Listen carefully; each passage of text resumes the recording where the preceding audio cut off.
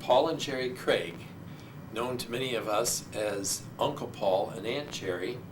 They're here in their home in Lombard, Illinois, and I am Norm Kapp. I attended Kent Academy from 1947 to 1955 and have many good memories myself of the Craigs, of times with the Craigs. We're working from a list of questions, so if you see these sheets, that's not our script, it's just some questions. Let's start by learning a bit about you folks. Before we go and talk about the early days of Kent Academy, we'll just catch up on you.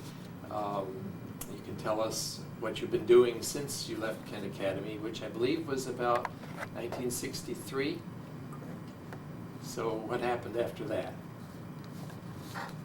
We left Kent Academy 1963, as you said, and came to the States, and I realized that I didn't have the education that I needed. I wanted to complete the master's degree, and in case I would go back to Nigeria. So I went to university, Case University in Cleveland, Ohio. And then after that, I taught for about 3 years.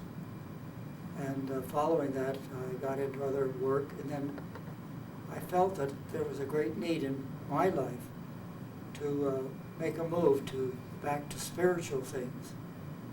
And I just prayed that God would move me back into full-time service. Well, that was when I got a call from Warren Wiersbe here in Chicago.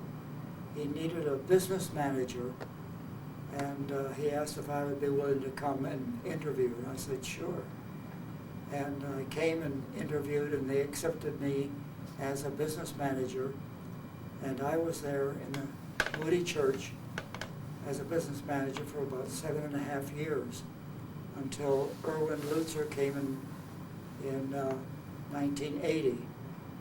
Then I became visitation pastor for the church until I retired.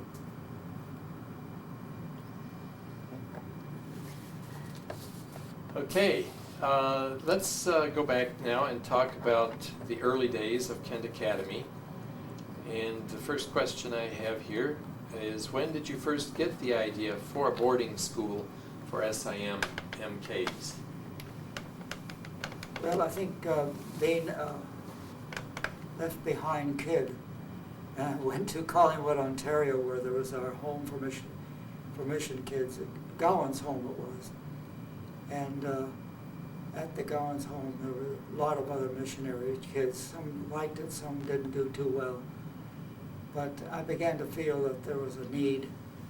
And when I finished, after 7 or 8 years at the Gowan's home, I went on to college, and then high school and college. And then when I finished, just as I was finishing college, the real need came that missionary children coming into America needed to have a solid base.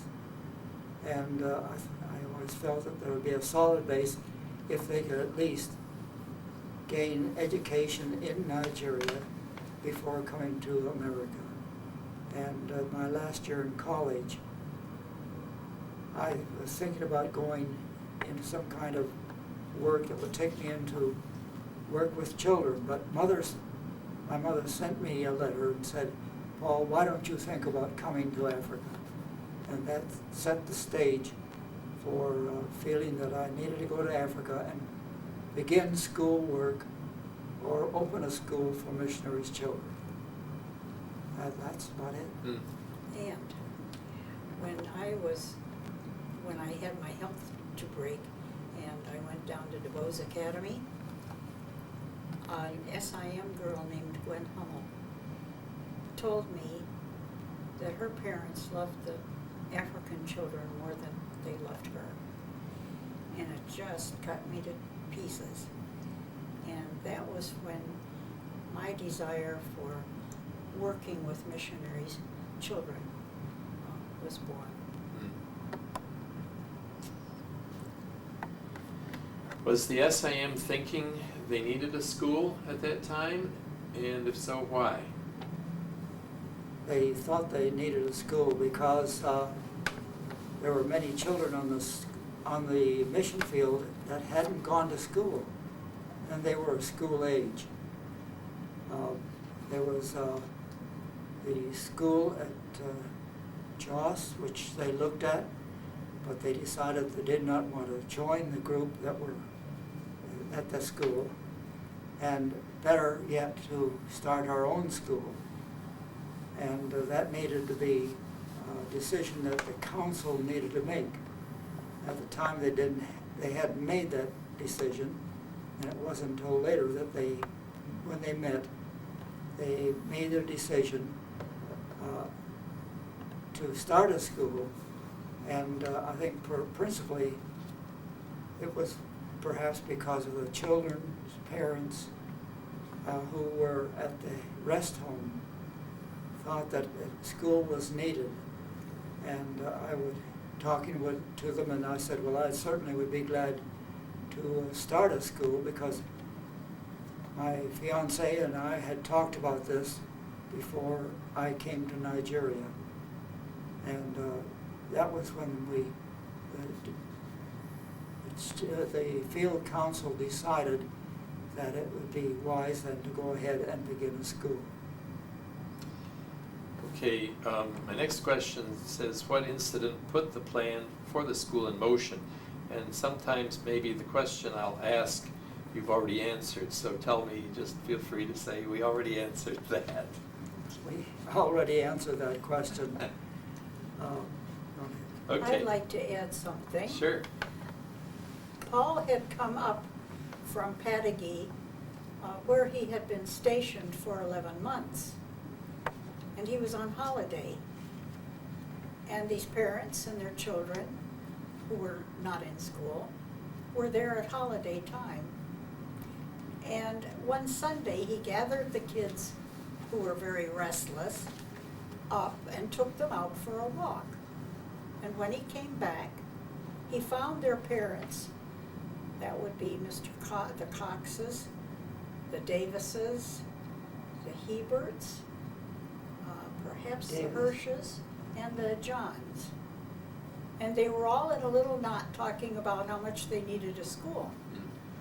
And when Paul heard them, he talked to them and told them he had really been interested in doing that very thing. Good. How was the mission able to help with the beginning of the school? They began by making a decision that the field council would make.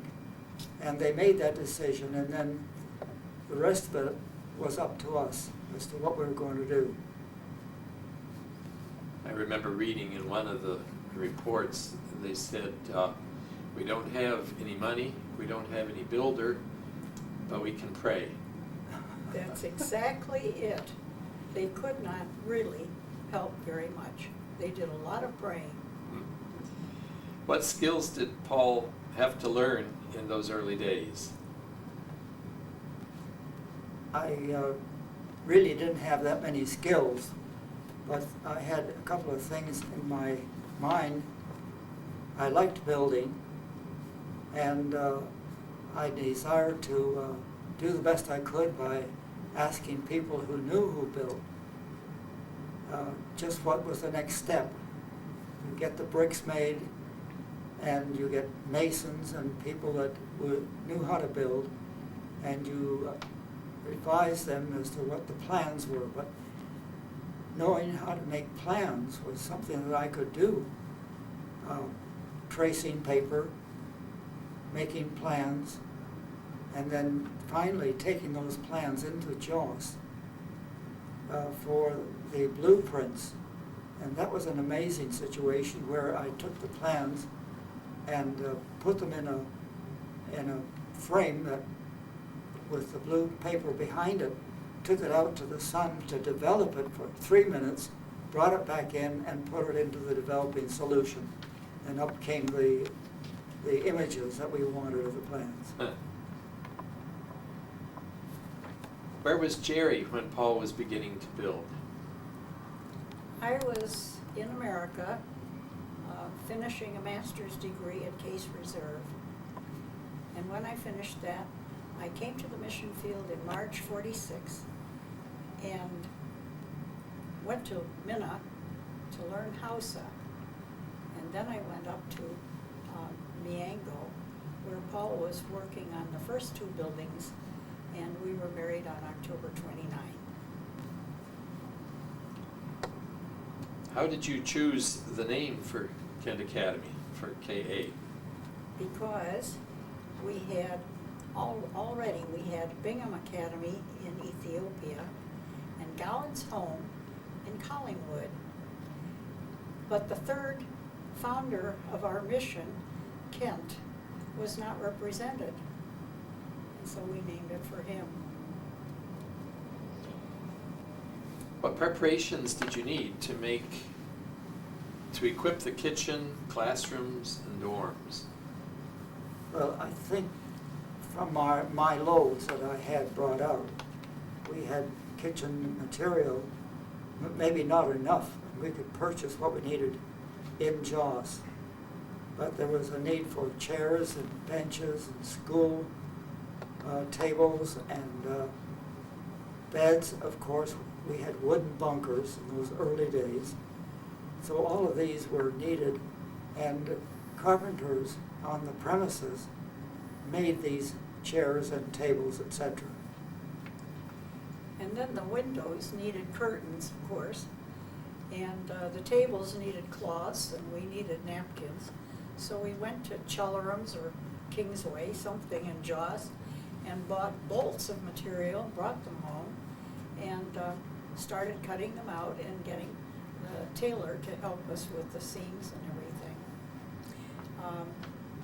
So that's what we were engaged in at the time of close to the January when school began. So you couldn't go to the store and buy a No. ready-made linens? No, you ended up doing your own thing. We did order bedspreads from America from a friend, and they came out, some of them to be stolen a little later. But I also read in one of the reports that you were given a gift of money for silverware, and that you used that not for your own silverware, but for silverware for the whole school. well, we needed it. There wasn't anything we didn't need. What difficulties did you face as you neared the opening day? One problem we had was that a couple who was scheduled to come and be the house parents didn't feel that they were able to do that. And it was in December. I was working on napkins, of course, when I heard that we didn't have any house parents. And Paul was going to be building and I was going to be teaching. And I knew I couldn't do the kitchen on top of teaching and all. And I really, it was a course in Faith 101, you know. So there was a couple over at the rest home named Zabriskie. Zeb had blackwater fever and almost died, and he was up at Miango recuperating, and he was told he had to be up in this territory for about a year. And they heard about this need, and when we didn't know anything about it, they went to the council and asked if maybe they could help establish this school. So one day I received a black magic tin filled with homemade marshmallows from Mrs. Zeb. And on the top was this little card, and it said, "The Lord has not taught us to trust in His name and brought us this far to put us to shame." And then they told us that they would join us. And really, they were God's gift to that school. Paul was 26, I was 22, No experience really, and certainly very little experience in Africa. And we needed their stability, we needed their understanding of the African culture. They had established many, mission stations and works like that up in French territory. And they were just a wonderful beginning. Now, you said this was December? In December. December Yeah, and school of- began in January. What year, Yeah, 1946? 46. Okay, how many students were there at that first year? Well, it had a trial run, and in about from July to October, in 46, there were 5 children, and SIM brought a school teacher in named Olive Thronis, and then Paul was doing the building, and the Craigs over at the rest home gave them 2 cottages. Olive lived with the little girls, Paul lived with 2 little boys, and the mission, the rest home fed everybody, and I don't know, I guess you had the building up in the classroom, did you? The classroom building? No, we had, Where did you go to school? Where did Olive teach them? I don't think she taught them except in the mission, at the rest home. At the rest home. Well, anyway, so the after that, the little term ended, and the following January, we had 13 kids. What overall goals did you have as you began the school? Well, We excuse me. we wanted the school to be a school that would have good qualifications, and we remember that we had classes in our little classroom building. We wanted to have love shown to the kids who were coming to school, and be the parents. Instead of trying to be the teachers, we felt that it would be better for us if we took the direction of the school and were the parents of the school. And because teachers come and go, but the parents, we wanted to have it on a permanent, sort of a permanent basis where there'd be continuity. The goals that we had in mind at that time were that the children would grow as Jesus grew, in wisdom and in stature and in favor of God and man. And so whether they were on the playground or in the classroom or at the dining room table, wherever, we wanted them to grow well-rounded and come home really prepared to get back into school and have good, solid foundation for their lives. And you had not only United States children, you had Canada, you had England. In time, we had them all. We had a couple of British children right there at the beginning, the Williams children. All right, this next question I believe we've already covered. Tell us about the trial run you had before the That's official what I opening day, covered. January 47. How did you manage to open school in 1947 without a dorm? That was a real questionable thing, because we still used 2 homes at the rest home for the children. We had the boys, Gerry and I. We had the girls, dear, and the Zabriskis had the boys. Okay, and so we divided up and had it that way, so that we had a wonderful experience, because we were waiting for God to supply the need that we had. As you know, the new dormitory building, which would be for the boys and the girls and the parents and a teacher, was in the process of being built. And I went ahead and built the school building, that building, as far as possible. We were waiting to do it, because we knew that the rains were coming, but I went ahead, put in the doors and windows and plastered the walls with Dutch plaster, and Paven went ahead and painted some of them. And I believe we had many parents coming over from the rest home and guests who questioned the fact that we should go ahead and make it this far without having a roof on it. But we were promised that pans were coming from New York, and it so happened that God had touched the heart of a man who hadn't given money to missions, but in a conference with one of our missionaries, he gave $2,000, which would pay for the pans.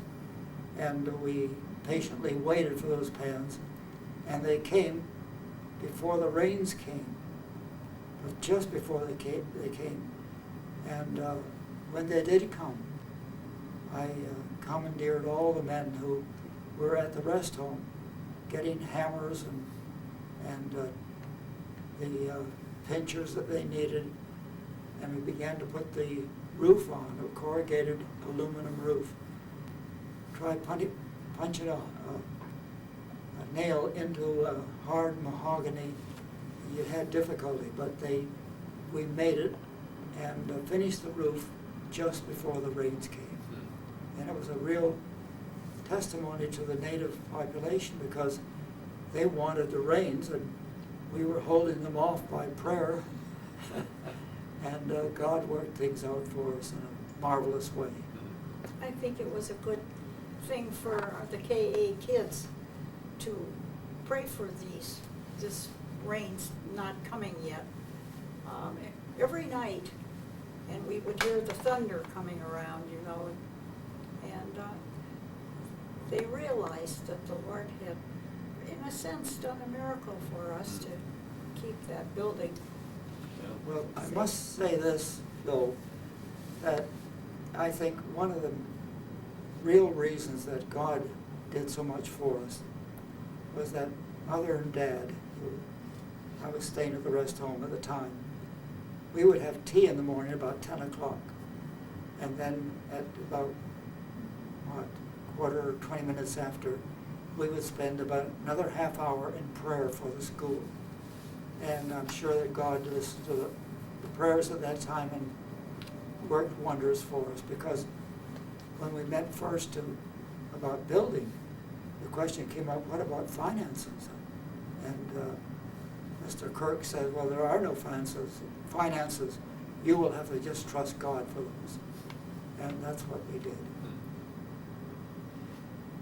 Okay, this next question talks about how did you pay for the roof? I guess you answered that. That was the $2,000 that was given for that. Yes. Next question, how did the need for the dam come about? When the school had its water system and we had the showers, we found that some of the kids were drinking water out of the faucet, out of the showers as they were showering. Well, that was unsterile water, and Dr. Trout was very excited about that, because he said that shouldn't be that way. And so we were pushed, as it were, to try to find ways and means to get water so that we would have good drinking water and showering water as well. Where did you get the huge metal tank that sits on the hill and stores water? How was it moved there? That was a pontoon that the Nigerian tin mining company had discarded, and we saw pontoons around Jos, and we asked the question, why couldn't we have a pontoon? Well, they were 8 feet by 8 feet by 9 or something like that, and it would be ideal for water supply above the camp. And Mr. Wiebe contacted the folks at the mines, and he got permission to at least get a tank if we could carry it away. Well, that didn't take much time to worry about that. Missionaries came with their jeeps. We had two of them, McElherron and the Joss Jeep, and we went down and where the tanks were, and we were able to load it onto a small trailer, and the Jeep pulled it, and we went about 60 miles of the first day, and we left them on the road and then came back the next day and finished the job of bringing it into Miango. We had to get permission to go over the bridge because we were bringing an 8-ton piece of equipment over on a 5-ton trailer.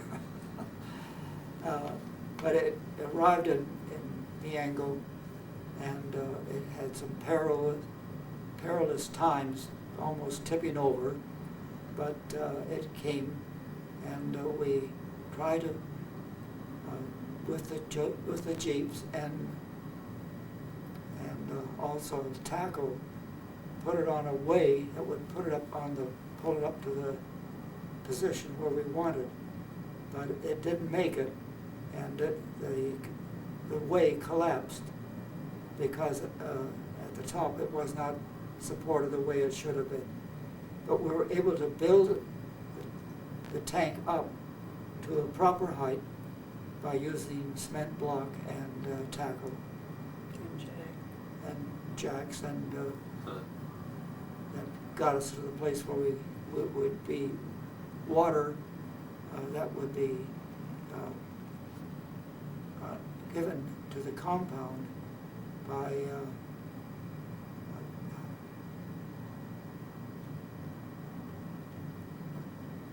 well, I've just forgotten.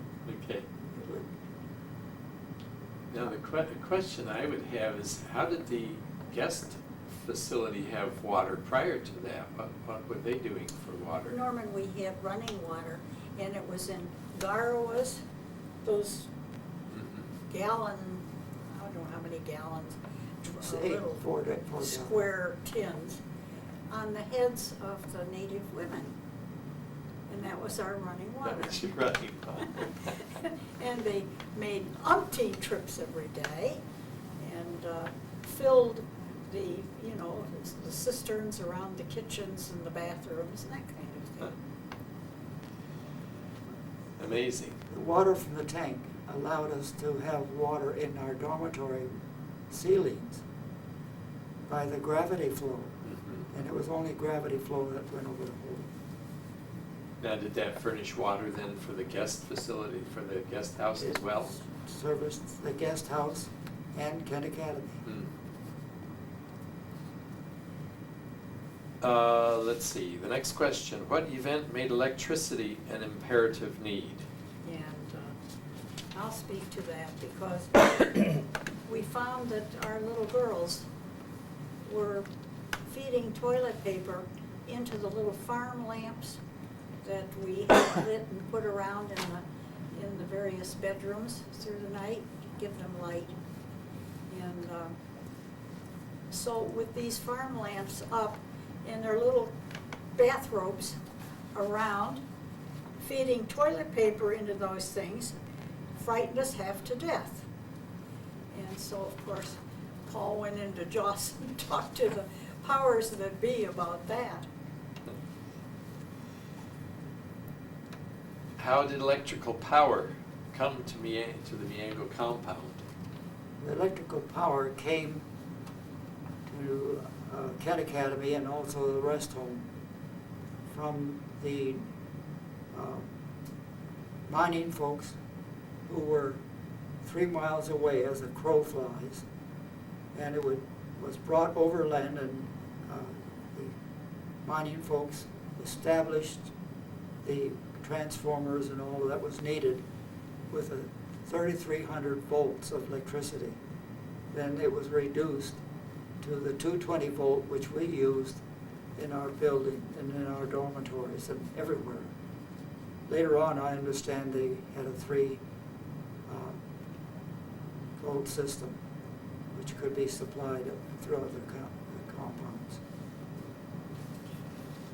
How did the buildings get wired? Well,